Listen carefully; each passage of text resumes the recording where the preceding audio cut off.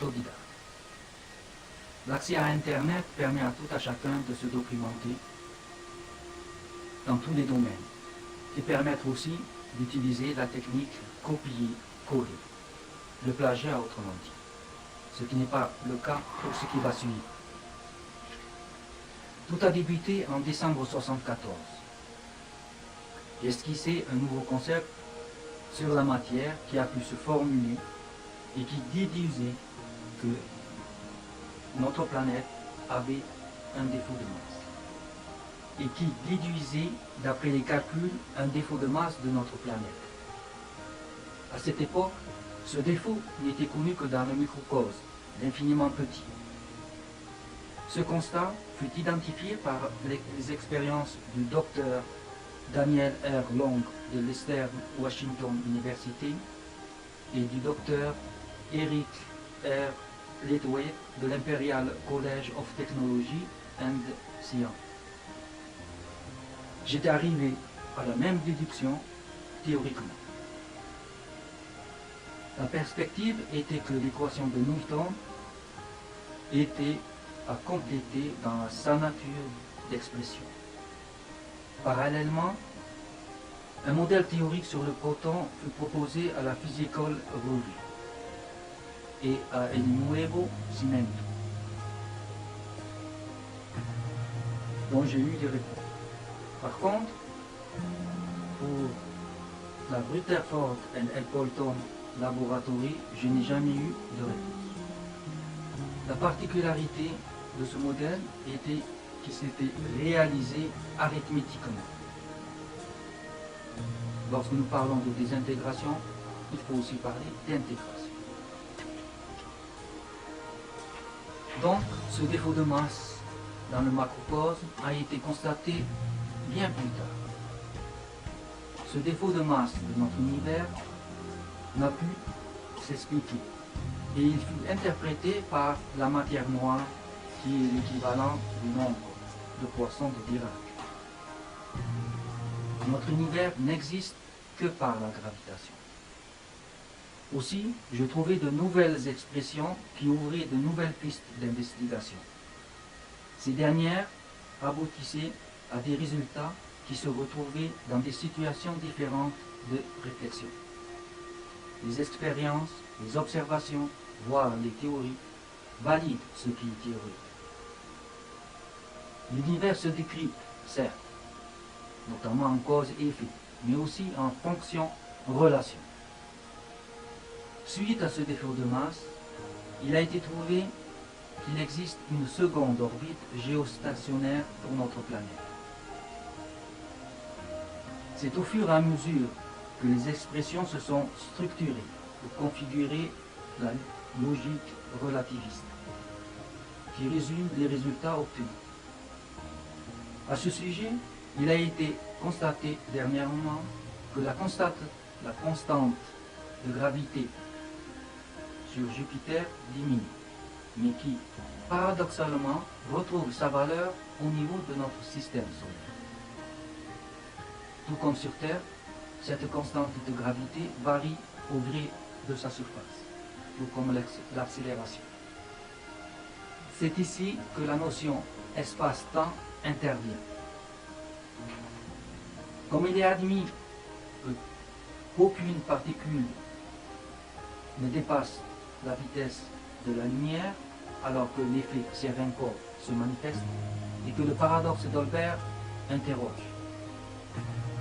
De plus, il a été constaté qu'expérimentalement, l'effet thermique influe sur cette vitesse de la lumière.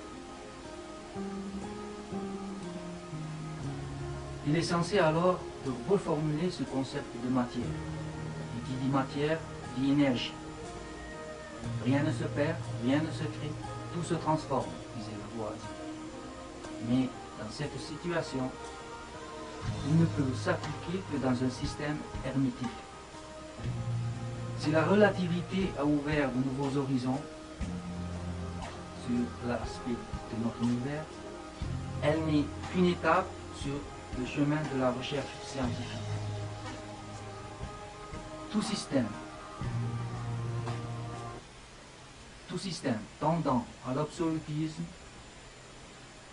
est le meilleur stimulant de la créativité. Par son caractère fixiste qui détermine tout enseignement didactique, escamotant la genèse même de la connaissance, permet d'accéder à de nouveaux concepts. Car donner le point d'une connaissance, c'est circonscrire l'esprit autour de cette dernière. La replacer sur une lignée, c'est donner à l'esprit plus de chances de la poursuivre dans une dynamique de la perspective. Nous pouvons bénéficier de la première sorte de connaissance tout en ayant l'intuition de la seconde. La science, c'est-à-dire les scientifiques, n'échappe pas à la force d'inertie qui caractérise toutes les opérations humaines, non frappées du sceau de l'inquiétude.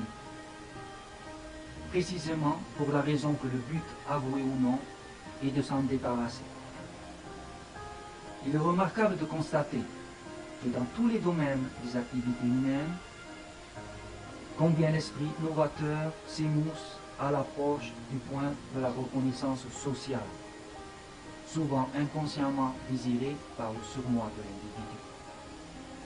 À ceci près que certains trouvent devant eux un modèle de réalisation et une masse dynamisante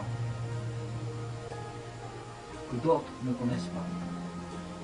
Seulement, il n'existe pas de scientifique modèle qu'il n'y a de théorie immuable. Il reste un homme, un tempérament, et qu'il réagisse ou non selon ses impulsions inconscientes, seuls ses pairs lui donnent vie, à lui et à ses découvertes.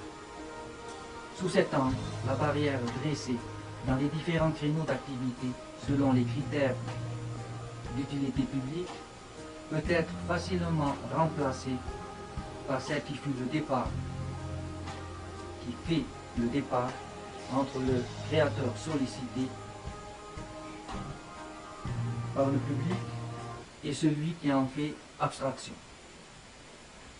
Arrivé à ce stade de classification, il convient d'éliminer également la notion de sens moral, intimée par la vie sociale. Le créateur rejette dans son ensemble toute référence à la normalité pour découvrir sa propre définition qui, une fois mise en relation avec la définition sociale, aboutira à la structuration d'un champ d'investigation intra-extérieur dont chaque point correspondant à un domaine donné débouchera sur une potentialité de découverte. Cependant, les créateurs semblent se raréfier, et il est vrai qu'ils sont difficilement identifiables de leur vivant. Mais il faut sans doute rechercher la raison majeure de cette lente disparition dans les différentes espèces de récupération. Le génie en puissance devient une valeur sûre, activement recherchée, et par le fait même progressivement dépréciée. La réalité de l'existence est une illusion. Le rêve en est sa graine. L'irréalité est le rêve. L'amour en est son fruit. Entre le réel et l'irréel, entre la graine et le fruit, c'est tant de temps. Je vous remercie de votre